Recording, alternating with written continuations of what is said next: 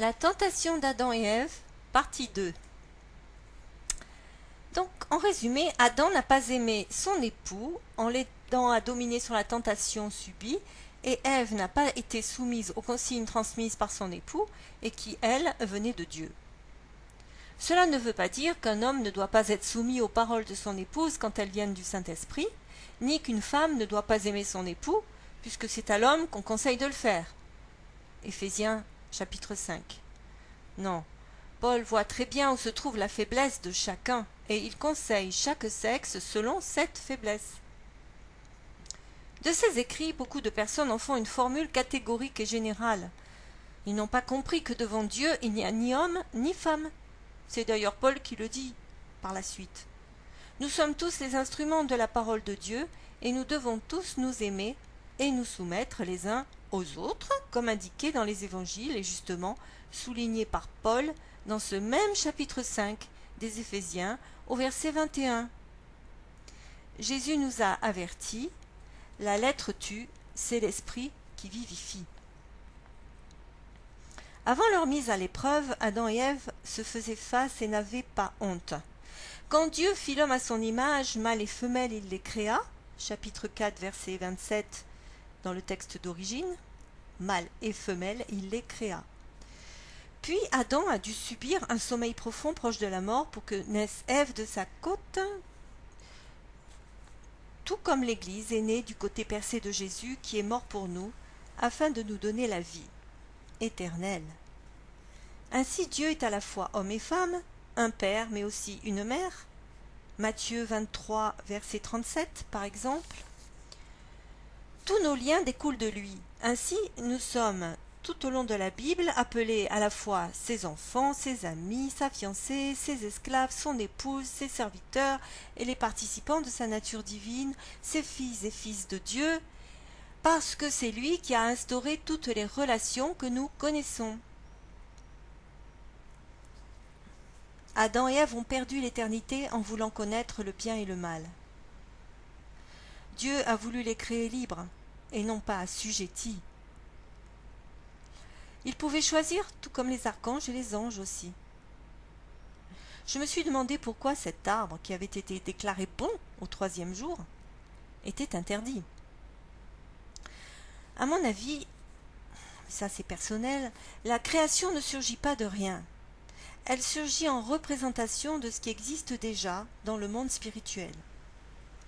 Ainsi, comme un archange, Ésaïe 14 appelé astre brillant, cet archange donc s'était rebellé en voulant se prendre pour Dieu. Cet arbre de la connaissance du bien et du mal représente les deux choix possibles que les créatures célestes connaissent. N'oublions pas que notre monde a été créé au début avec les anges et les archanges, fils de Dieu aussi, puisque créés directement. Vous verrez ça dans Job chapitre 1 verset 6 et surtout chapitre 38 verset 7.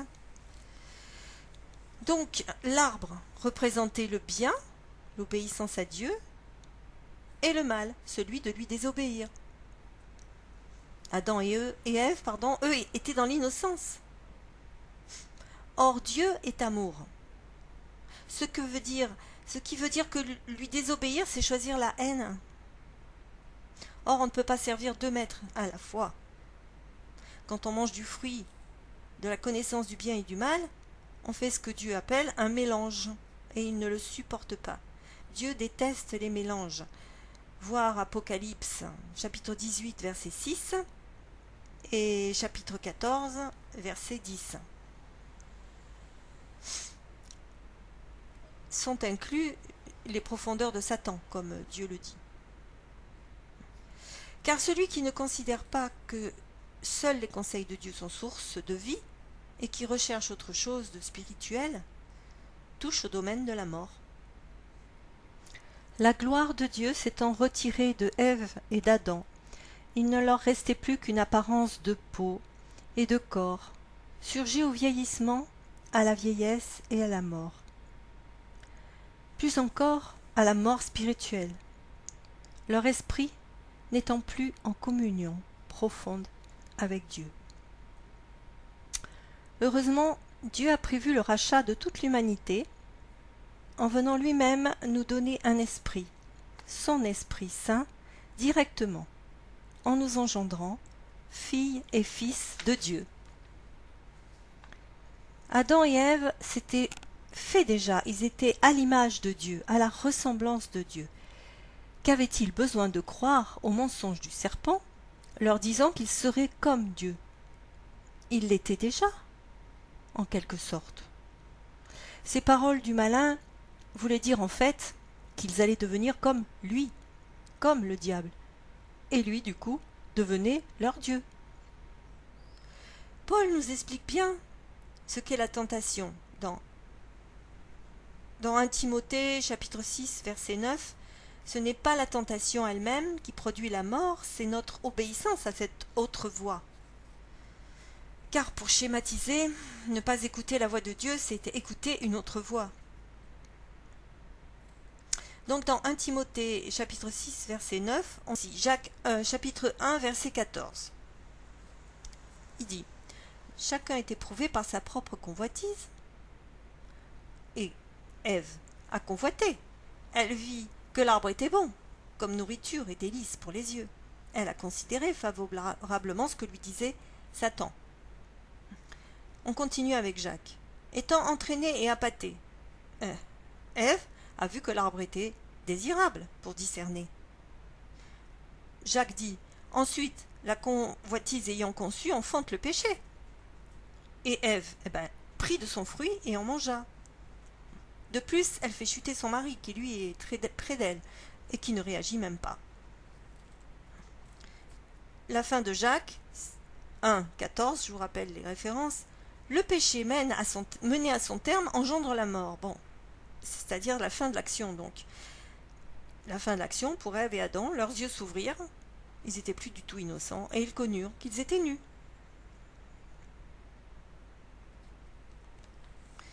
Suite à cela, Dieu les a empêchés de manger de l'arbre de vie et de vivre éternellement, damnés, comme le diable, afin de leur donner plus tard une possibilité de rachat. Ils sont devenus nus pas seulement physiquement, mais plus recouverts de cette gloire de Dieu. On en parle dans Apocalypse. Ils sont donc devenus mortels, même s'ils ont vécu presque 1000 ans. Quelle était donc leur porte de sortie, puisqu'il y a toujours une porte de sortie? Eh bien, la parole de Dieu, l'arbre de vie, la seule et unique interdiction qu'ils avaient reçue d'un Dieu bon qui ne voulait pas qu'ils meurent, tout en leur laissant le choix de la liberté. Dieu dit dans Deutéronome chapitre 30, verset 19, « J'ai mis devant vous la vie et la mort, la bénédiction et la malédiction. Choisis la vie pour que tu vives. » Or, il y avait au milieu du jardin 2 arbres justement. Jamais Ève ne mentionna l'arbre de la vie quand elle répondit à Satan. Pourtant cet arbre lui aussi était au milieu du jardin. Les deux, Adam et Ève, ont dédaigné la parole de Dieu. Voici notre porte de sortie. Cette parole de Dieu, quand elle est Réma, source de vie dans le Saint-Esprit, Roi Al-Kadosh, mais seulement renouvelée par le précieux sang de Jésus, l'agneau immolé, redonnant accès à l'arbre de vie, loin de la malédiction du diable. À notre prochaine vidéo. Au revoir.